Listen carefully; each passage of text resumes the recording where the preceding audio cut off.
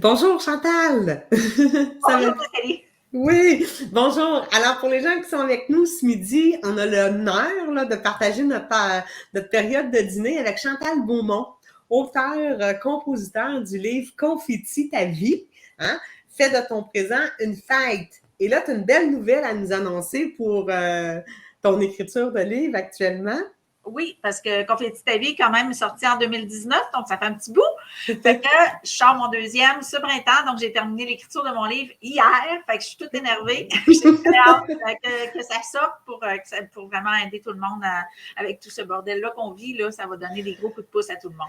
Félicitations, vraiment félicitations. Alors aujourd'hui, on vous invite tous et chacun à nous rejoindre puis à inviter vos amis parce qu'il va y avoir beaucoup de matériel, beaucoup d'apprentissage. Puis je pense que ça va servir à tout le monde pour ce qu'on vit actuellement aujourd'hui, là, ici même. Donc, Chantal est avec nous pour nous donner plusieurs astuces, plusieurs trucs. Elle est elle-même actuellement précurseur au niveau de la spiritualité. Donc, elle va pouvoir nous accompagner là, dans plein de questionnements qu'on peut avoir actuellement, puis nous aider à développer là, davantage nos relations. Donc, le thème d'aujourd'hui, renaître, l'art de renaître au sein d'une relation. Donc, c'est ce qu'elle va nous expliquer, puis elle va nous parler de son expérience, comment faire ça, renaître au sein d'une relation, puis qu'est-ce que ça veut dire exactement. Oui, parce que dans le fond, il y a beaucoup de choses à conscientiser autour d'une relation. C'est quoi les bébites, comment les éviter, et c'est quoi la stratégie pour enrichir une relation. Mais le plus important, c'est que tout le monde change au sein d'une relation, puis il faut apprendre à évoluer conjointement. Sinon, ben, c'est sûr que les relations tombent, puis c'est plate. Fait que je vais Oui, vous donner exactement. aujourd'hui les enseignements pour éviter tout ça. Excellent, parfait. Donc, mon nom à moi est Nathalie Bouchard. Réussir en amour, ça s'apprend. C'est le nom de mon entreprise. Et aujourd'hui, tout le monde peut participer à l'entrevue. On a des questions que vous pouvez poser. Et Chantal, tout au long de la réunion, si jamais elle n'a pas eu la chance de vous répondre, à la fin, elle va revenir pour répondre à chacune de vos questions.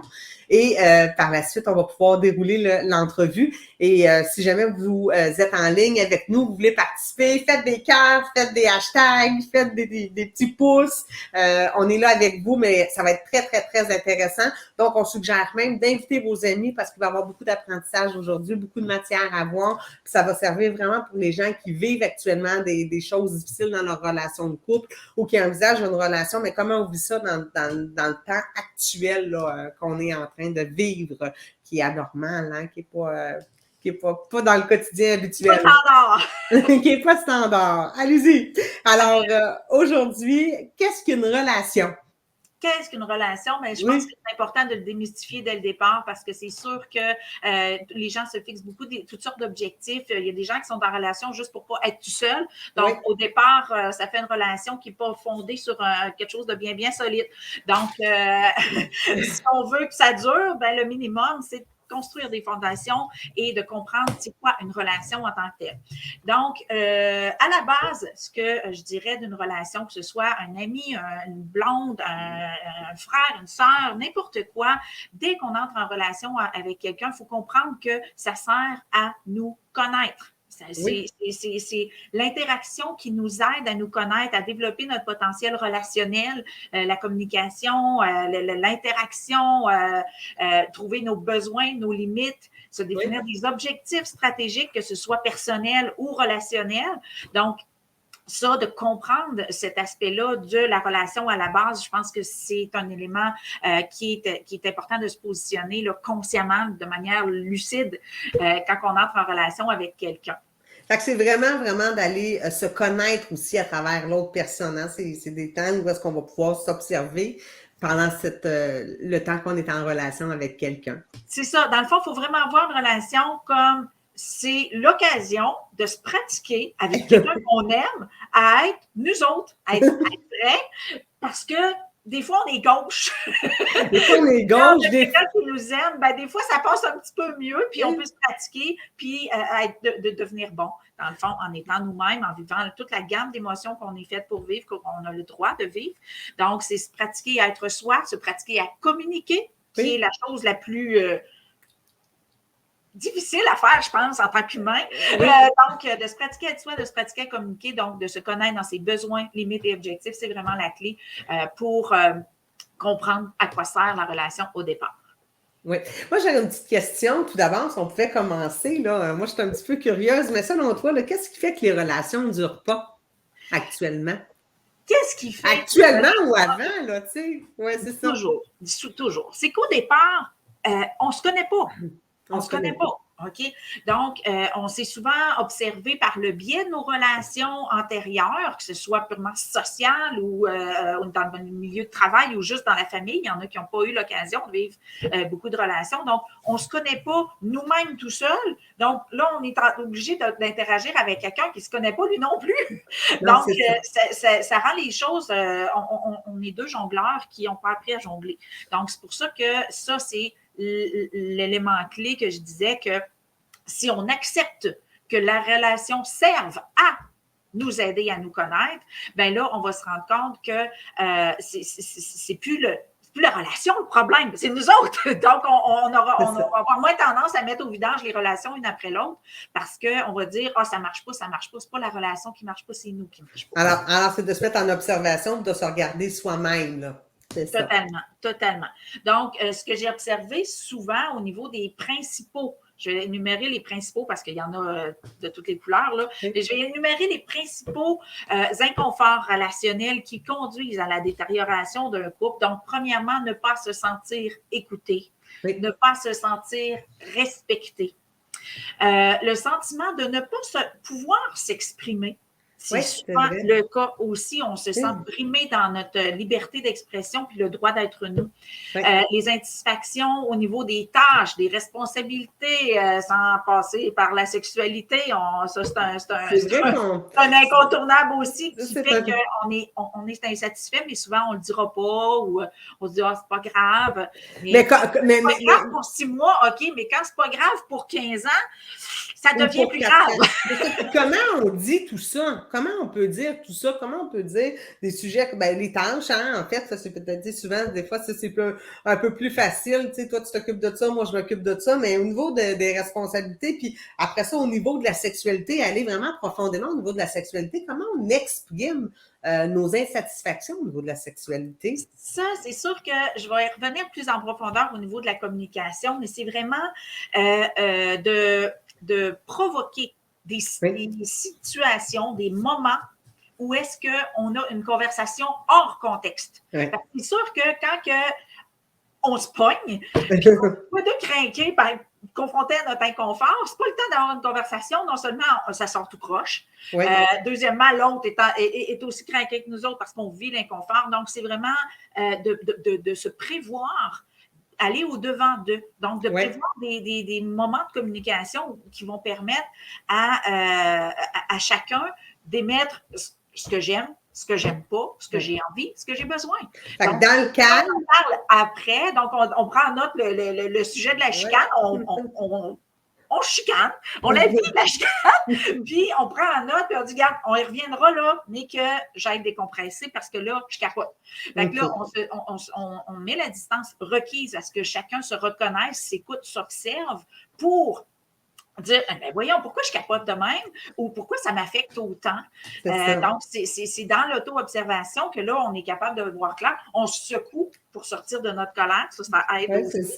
Puis là, on rentre en observation. Et après ça, on peut revenir stratégiquement. Donc, soit 1 heure ou 2 ou le lendemain ou la semaine d'après, on s'en fout. Mais de ne pas passer aux côtés, de revenir sur le sujet dans un état de sérénité. Donc, pas sur le choc de l'émotion. Fait que c'est ça, dans un état de sérénité, pas sous le choc de l'émotion, revenir sur le sujet si on a une insatisfaction, soit au niveau des tâches ou des responsabilités que ton conjoint ou ta conjointe a, ou que ce soit au niveau sexuel aussi, de revenir, mais quand on est serein avec, moi, ce que j'aime pas, puis ce que j'aimerais avoir de plus, ou comment je fonctionne, puis sur quel piton appuyer aussi, hein, des fois, d'expliquer comment on est fait. Au début là, de notre relation, là, je dirais au moins les 5-7 premières années de notre relation, moi puis mon chum, à tous les ans, à notre anniversaire, c'était la journée de mise au point. Donc, j'ai changé, j'ai évolué. Ça, j'aimais ça, ça, je suis plus capable. Ça, j'ai envie de ça. Est-ce qu'on essaye ça? Donc, vraiment, j'ai même mis sur pied un jeu j'offre, que je propose à ma clientèle pour vraiment sonder tout l'éventail de qu'est-ce que j'aime, qu'est-ce que j'aime pas, en passant par la sexualité, les tâches, les responsabilités, tout ça, pour vraiment faire une mise à jour. Parce qu'on change. Donc, de se prévoir, surtout en début de relation, je dirais même plus qu'une fois par année, là, peut-être aux saisons ou au moins 2 fois par année, pour vraiment apprendre à se connaître puis être dans une posture d'ouverture, que l'autre soit réceptif à ce qu'on a à émettre, puis nous, qu'on soit dans une posture de ben, ça se peut que ça passe, ça se peut que ça passe pas, mais je me donne le droit de le dire. Puis ça a un gros impact au niveau relationnel d'être dans la posture adéquate pour communiquer, parce que si je suis convaincue déjà qu'on ne m'entendra pas, c'était un des points là, qui mène à la détérioration d'un couple, l'incapacité à vivre au présent. Si j'ai jamais été écoutée puis que je suis encore convaincue que je ne serai pas écoutée, c'est bien de valeur, mais je vais tout faire et ça va se manifester. Je ne suis pas écoutée. Et malheureusement, on va être confronté à ça. Donc, ces croyances-là nous hantent tout le temps et nous provoquent des situations dans nos relations qui si on ne change pas notre posture consciemment, ben, ça va toujours se répéter, ça va toujours être là. Et c'est ce qui va faire qu'à long terme, ça va installer une distance parce que le manque de foi, si on peut dire, le manque de confiance en la communication, parce que c'est pas à l'autre qu'on n'a pas confiance, c'est en la communication qui nous permet d'échanger puis de nous reconnaître, qui fait que ça devient, on se perd, on s'éloigne parce qu'on perd la confiance. C'est ça, mais souvent, on n'a pas l'outil nécessaire pour communiquer. Alors là, on est rendu dans l'outil nécessaire pour communiquer. Des fois, on est perdu, mais comment on fait pour parler à cette personne-là? J'ai l'impression qu'elle me comprend pas, je parle pas son langage, c'est difficile. À chaque fois que je m'exprime, je me sens pas entendue, je me sens pas compris, je me sens pas vue. Moi, je fais des choses pour qu'elle la comprenne, puis elle me dit des affaires, puis ce qu'elle me dit, je comprends pas, puis je veux être vue, puis je veux être, tu sais, puis l'autre, ben, elle a besoin juste d'être ressentie. Donc, comment on fait pour tout ça, là, mettre ça, avoir des outils là, pour pas qu'on s'en aille jusqu'à la détériorisation du couple? Premièrement, éviter les non-dits. OK? Éviter ça, les là, non-dits. OK, supposer ou prétendre ou déduire ou espérer les attentes, les suppositions, les accords tacites que « Oh, je pensais que tu aimais ça. J'étais sûre que tu aimais ça. Non, je veux juste que ça s'aille fait. » Tu comprends? Donc, il y a beaucoup de nuances. Donc, jamais tolérer un non-dit. D'aller au-devant de « Y a-t-il des choses que tu sentirais le besoin de me dire? » Toujours aller vers « Il y a des choses que j'ose pas te dire, mais que ça me gosse. » Donc, de tolérer aucun non-dit, jamais ouvrir d'hypothèses, de suppositions. On est des créateurs, donc on a l'imagination assez fertile. Donc, on est capable de se détruire puis de s'intoxiquer à des suppositions. Puis ça délègue une responsabilité à l'autre parce que bien sûr, dans notre imagination, c'est l'autre le problème. C'est ça. Puis on se fait des scénarios, puis plus on se fait des scénarios, puis plus la relation ne dure pas, puis plus la relation, tu n'as plus le goût d'être là-dedans parce qu'on s'est fait notre propre histoire qui n'est pas vraiment la vérité. Hein? C'est la vérité de l'autre, c'est ta vérité, mais c'est pas la vérité en tant que telle. Donc, c'est plein de scénarios qu'il faut vraiment discuter puis mettre vraiment les besoins puis ce qu'on a envie là, en perspective. C'est ça. Donc, et bien sûr, laisser la place à l'évolution. Donc, on change tous à tous les jours. Donc, au bout d'un an, là, on a changé en tabarnouche. On n'a pas fait de mise à jour pendant, je ne sais pas moi, 2 ans, 3 ans, 5 ans. Les suppositions ont fait boule de neige, les illusions, les croyances, les idées, tout a pris de l'ampleur et c'est là que ça devient, la relation n'existe même plus, ça devient une illusion. Absolument. Puis c'est vrai ce que tu dis quand tu dis à prendre en considération qu'on change tous. C'est vrai qu'on a changé au bout d'1 an, au bout de 2 ans, au bout de 4 ans. Puis on pense que c'est l'autre qui a changé, puis que l'autre prend plus soin de la relation. Mais en fait, si c'était simplement que nous, on change, puis de vivre avec ça, comment on fait ça, vivre avec le changement? Nous, on change, l'autre change, la vision change, la perception change, ce qu'on a envie de faire change. Comment on fait pour adapter tout ça au couple? Les 3 choses essentielles, je te dirais, à laquelle être attentif envers soi et à l'écoute chez l'autre, besoin, limite, objectif. Donc, Ça, là, ça va toujours changer. Ça va toujours, toujours, toujours changer, que ce soit sous la couette ou que ce soit au niveau de la bouffe, au niveau des tâches, des responsabilités, ça va toujours Fait que changer. besoin, objectif, Besoin, limite, objectif. besoin, Donc, limite, objectif. si tu es à l'écoute de toi, tu vas être capable de conscientiser que tes besoins changent, de les présenter à l'autre. C'est pas parce que nous autres, on s'en rend, bien souvent, on s'en rend pas compte nous autres mêmes. Donc, c'est sûr que l'autre, il s'en rendra pas encore moins compte. Donc, de les verbaliser. Quand je dis la communication est la clé, là, c'est vraiment ça, OK? Donc, et même quand on se sent égaré, OK? Quand je parle de connaissance de soi, je veux pas dire je sais ce que je suis, je sais vers quoi je m'en vais et je sais ce que je vais devenir. C'est n'importe quoi, OK? Donc, c'est d'être capable de dire à son chum, regarde, je me sens pas bien, puis je suis pas capable de mettre le doigt dessus. Donc, l'égarement fait partie d'apprendre à se connaître. Et l'échange fait que le conjoint peut être alerte à des comportements, des gestes qu'on pose sans se rendre compte. Donc, quand ça devient une collaboration au niveau du couple, ça devient un outil précieux. Donc, c'est-tu moi qui capote ou il me semble que j'ai l'impression d'être comme ça? Est-ce que tu trouves que je suis différente? Est-ce que tu... Donc, je suis consciente que ça demande énormément d'humilité. Oui. Mais notre conjoint et notre conjointe nous aiment et nous aiment tel qu'on est. Et si on veut que ça continue, ben c'est cette proximité-là dans l'humilité qui permet de solidifier la relation et d'amener la proximité. C'est l'ouverture et l'humilité qui crée la proximité entre deux personnes. Donc, cette communication-là va amener une synergie et là, ça devient un travail d'équipe.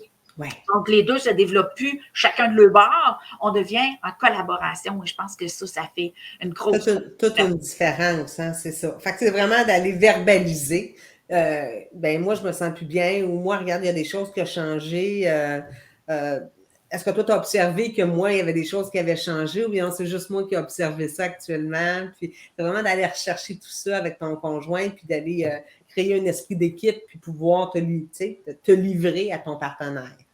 C'est ça. Donc, si on vient à... Là, on a parlé plus de ce qui permettait que ça se détériore et si on parlait de ce qui va aider. C'est ça, comme on dit. Qu'est-ce qui va aider exactement? Les essentiels, la découverte de soi, de ses besoins, limites et objectifs et les verbaliser. Se donner le droit d'être soi, de se respecter et de se faire respecter. Oui. Okay? C'est une grosse problématique. On oublie que quand on laisse quelqu'un nous traiter d'une façon qui nous procure de l'inconfort et qu'on ne dit rien, on lui enseigne comment on veut être traité. Exact, Donc, exactement. c'est super important de verbaliser les inconforts. Encore là, c'est sûr que sur le choc de l'émotion, ça sort tout croche, mais d'y revenir. Absolument. Donc, c'est vraiment là, de se faire respecter parce que c'est comme ça qu'on dit à la personne, regarde, c'est correct que tu me traites de même. La force de l'authenticité. OK? On est perdu, on est écarté, on se pose des questions, on a des inquiétudes, des doutes, que ce soit la carrière, la relation avec les enfants, peu importe. Donc, la force de l'authenticité amène la proximité et renforce les fondations d'un couple. La transparence. La transparence. La communication, ben, c'est l'outil par excellence à tous les niveaux. Le respect des choix et du rythme de chacun. On est à une époque où ce que l'éveil spirituel se fait malgré nous. Et avant, on choisissait, mais la star avec tout ce qui... L'information véhicule vite, les vibrations, les fréquences changent, donc on évolue malgré nous. Et de respecter l'autre dans son évolution est très important. Donc, comment on fait ça, respecter l'autre dans son évolution? Parce que des fois, on trouve que l'autre va passer vite, nous, on est rendu plus loin, on veut qu'il avance à la même vitesse, puis là, on s'était dit ça, puis finalement, ben, t'avances pas à la vitesse que tu as dit, puis comment on fait pour avancer à la même vitesse, puis de respecter l'autre dans son cheminement? Ce qui arrive au niveau des cheminements non synchronisés, c'est qu'on oublie que la richesse de l'humanité, c'est sa variété. C'est la différence. Et ce qui fait que ça devient ça en permanence, c'est que on a tendance à concevoir que lorsqu'on évolue, et qu'on regarde l'autre, on ne voit pas sa différence, on voit la nôtre.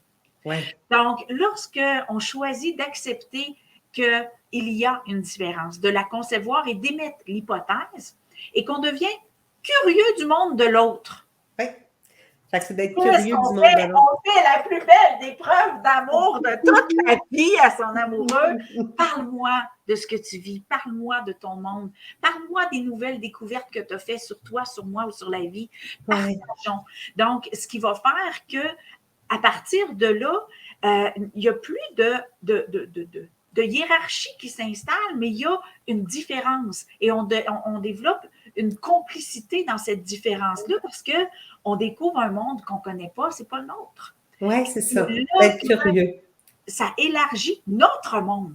Donc, si moi, j'ai mon monde, puis toi, tu as ton monde, puis qu'on vit chacun dans mon monde, il y a une différence et la différence est inconfortable parce que je ne crois pas en les mêmes choses, je ne vois pas les mêmes choses, je ne vis pas les mêmes choses. Par contre, si je me mets dans... Mais si on partage le monde de l'autre, on en jase, on en rit, on s'ostine.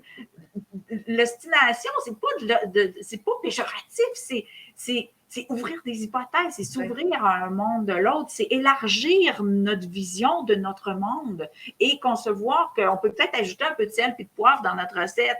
Donc, c'est vraiment vers là que la hiérarchie se dissout totalement. Parle-moi de ton monde. C'est ça, sois curieux. Être curieux à l'autre, c'est ça, s'intéresser à être curieux. C'est ça. Puis j'ai trouvé ça intéressant, hein, quand tu as dit d'être curieux à l'autre, mais d'aller voir aussi à l'intérieur. Parle-moi de toi, parle-moi de moi, qu'est-ce que tu vois, parle-moi de ton monde, parle-moi de ton travail, parle-moi de ce que tu vois, comment tu le vois le monde aujourd'hui. C'est vrai qu'on voit juste ça superficiel, puis qu'on va pas, parle-moi de toi.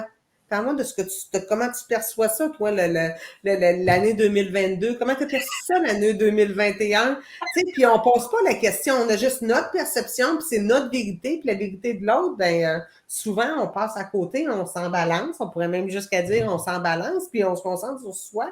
Parce que c'est déjà assez difficile de se concentrer sur soi.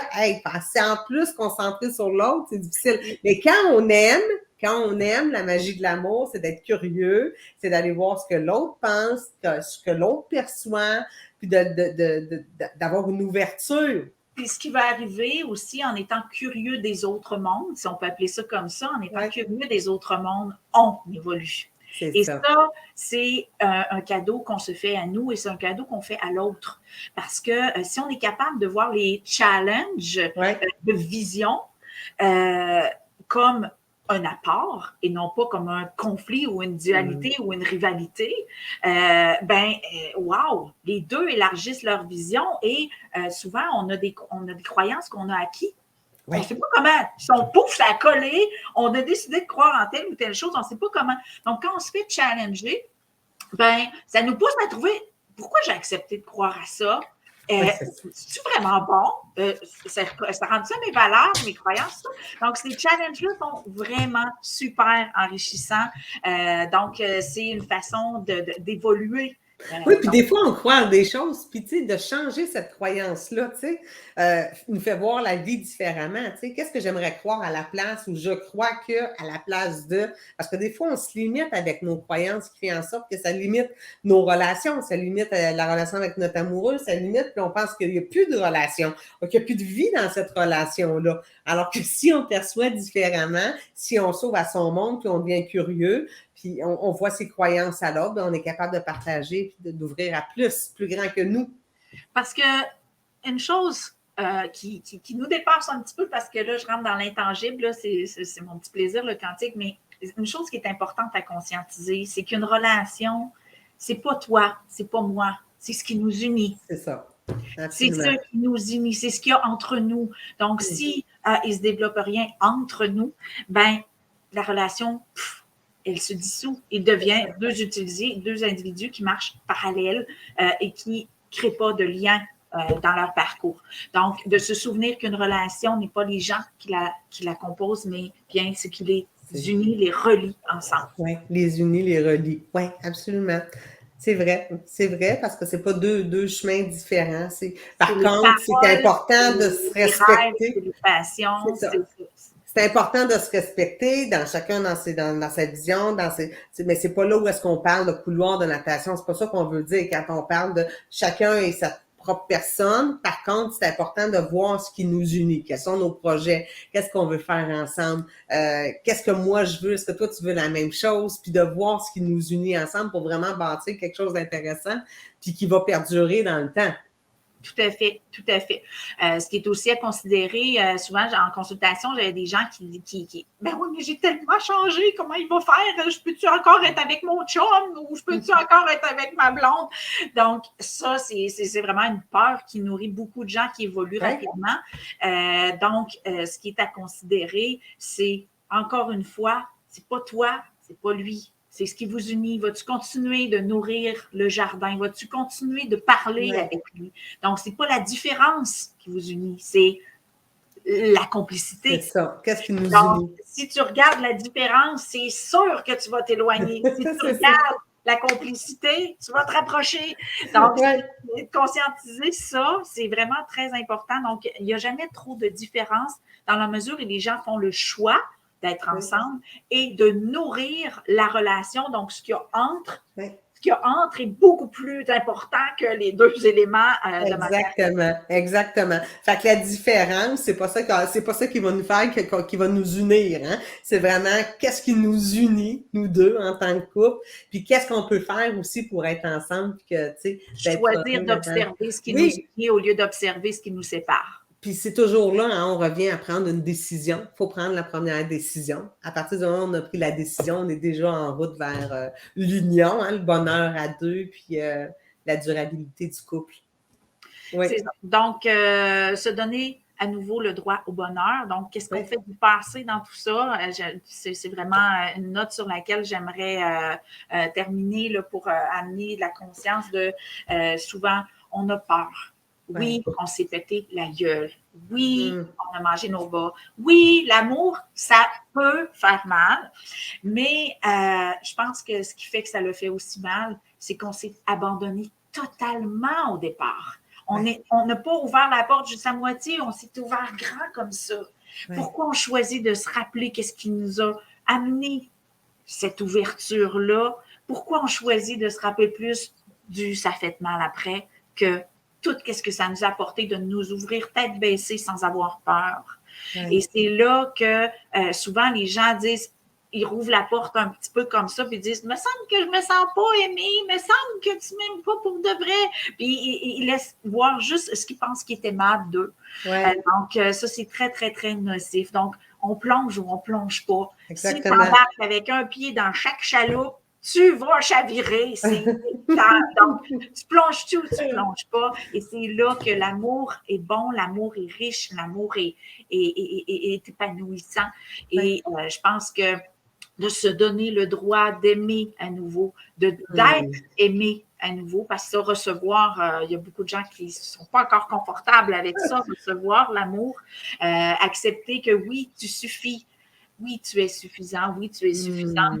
Tu as le droit d'être aimé, tu le mérites, tu es extraordinaire, unique et spécial. Donc, donne à la personne en avant de toi la chance d'apprécier la richesse de ce que tu es. Absolument. Hey, sur ces beaux mots, sérieusement, sur ces beaux mots, merci d'avoir accepté mon invitation, Chantal. Ça a été très, très enrichissant pour nos auditeurs. Si nos auditeurs aimeraient te rejoindre, on fait ça comment? Ben, c'est sûr que j'ai mon site web, chantalbeaumont.ca, Chantal avec un E.